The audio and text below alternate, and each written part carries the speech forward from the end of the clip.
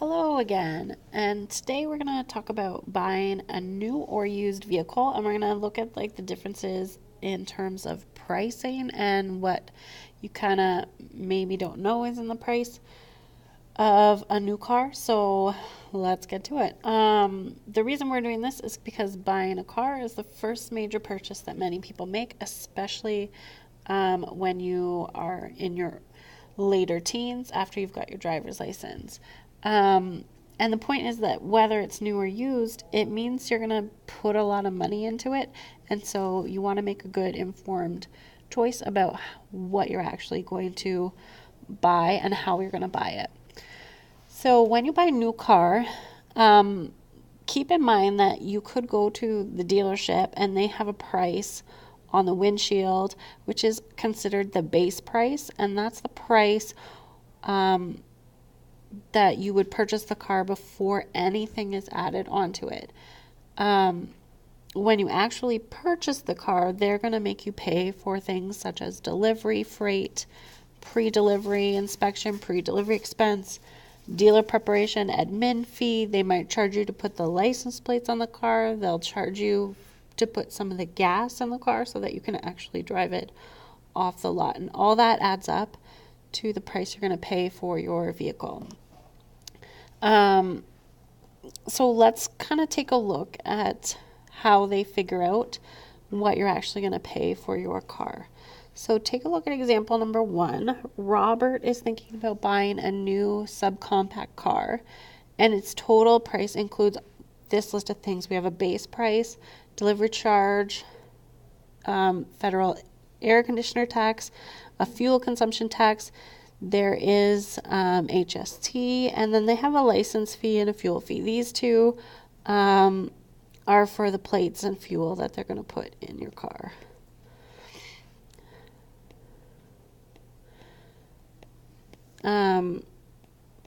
As well, some of the companies, they have warranties for cars. In this case, there's warranty for 3 years or 60,000 kilometers. So the question is, what will the total purchase price be of the car? So I'm going to show you how they go about doing that. Basically, what they're going to do is take all this first stuff, your base price, delivery charge, air conditioner tax, and fuel consumption tax, and that has HST included on it. They can't charge you HST on your license fee or your fuel because they already have, they've already been taxed, especially the fuel. So we're going to add up all the top stuff. So we're going to add the base price, which was $17,999. Our delivery of $750. Our air conditioner tax, which was $100, and our fuel consumption tax. So when we add all that up,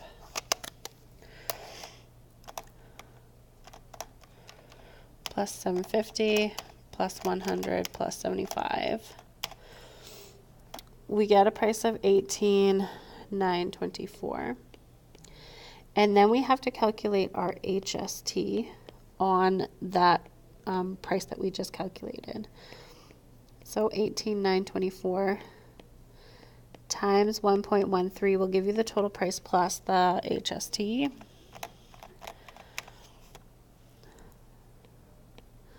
So $21,384 and 12 cents. Finally, after you've done that, you can add your license fee and your fuel fee. So $21,384 and 12 cents plus our $20 license plus our $25 in fuel. And you get a total purchase price of $21,429.12. It's a big difference between the base price, $17,999, and your final price, $21,429.12. So all that is extra costs. So be careful when you look on a lot to make sure that you're not thinking just about that base price that's listed on the window. So that's A. B says how much more is the total purchase price, so we'll just take the difference. 21,429, 12, and subtract our base price.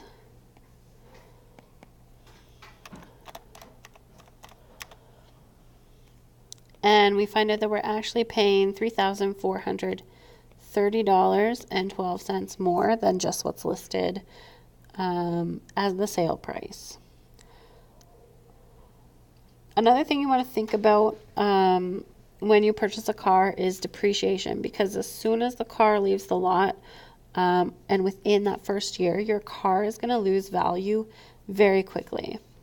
The amount of depreciation depends on the model of car that you have, how many kilometers you've driven it. But a typical car made in North America depreciates about 50% in 3 years. So if you bought it at $20,000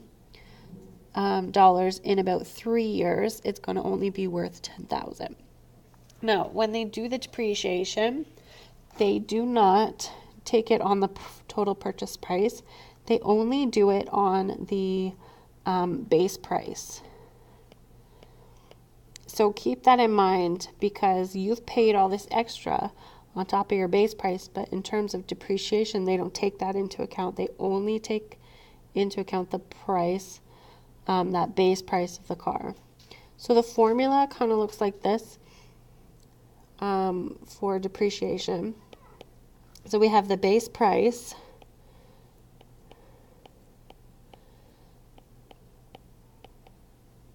multiplied by 1 minus your percent decrease in decimal form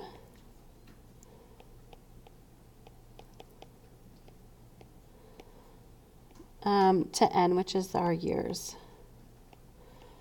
Okay, so it looks like an exponential decay formula that we looked at further. So let's take a look at an example, and I'll show you how it works.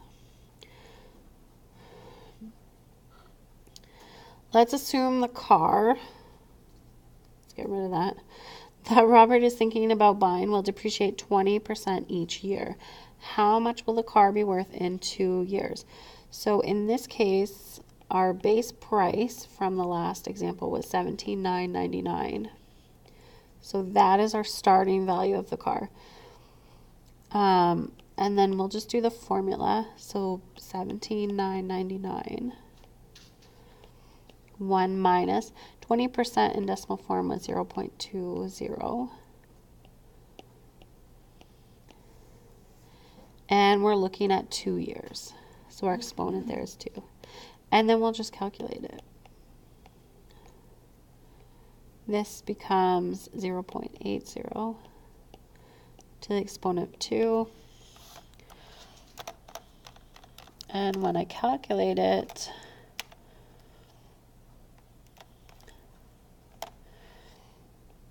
I get 11,519.36. So you can see that it's already lost about $6,000 just in 2 years of the price.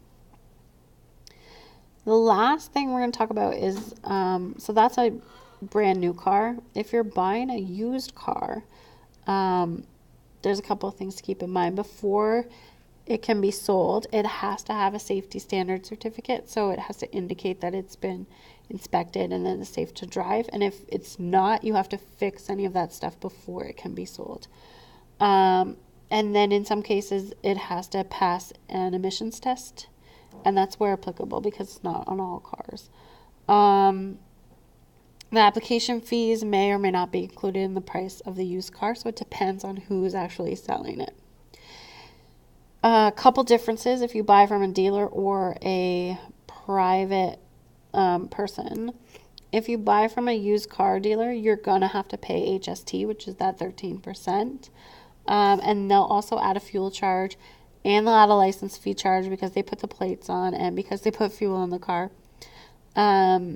However, the dealers might provide a 3-month warranty or try to sell you an additional warranty. So that's sometimes a bonus on used cars. It depends what you're doing with it. If you buy a used car privately, you're going to only pay the PST portion of the HST, and in this case, it's 8%. Okay, so let's look at the last example. Robert is also thinking about buying a 2-year-old used car from a dealer.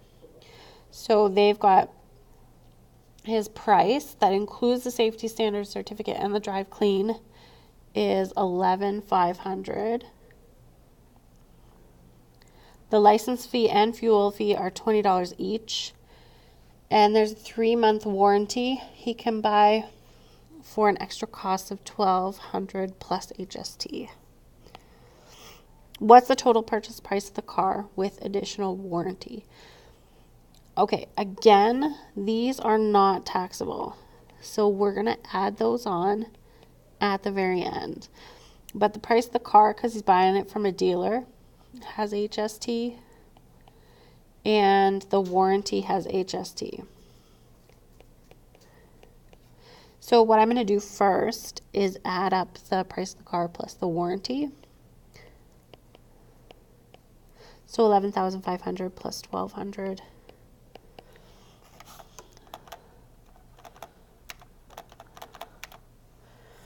is $12,700. Then we'll calculate the HST. So we'll just multiply by 1.13, which will give us our total plus our HST,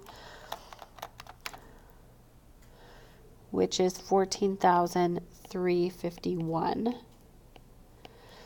And then we'll add our license and fuel, and they're both $20 each. So $20 for the license fee, $20 for the fuel. And we get a total of $14,391. Okay, so there's an example of how it works for a brand new car, how it works for a used car, and a little bit about depreciation. Okay, bye guys.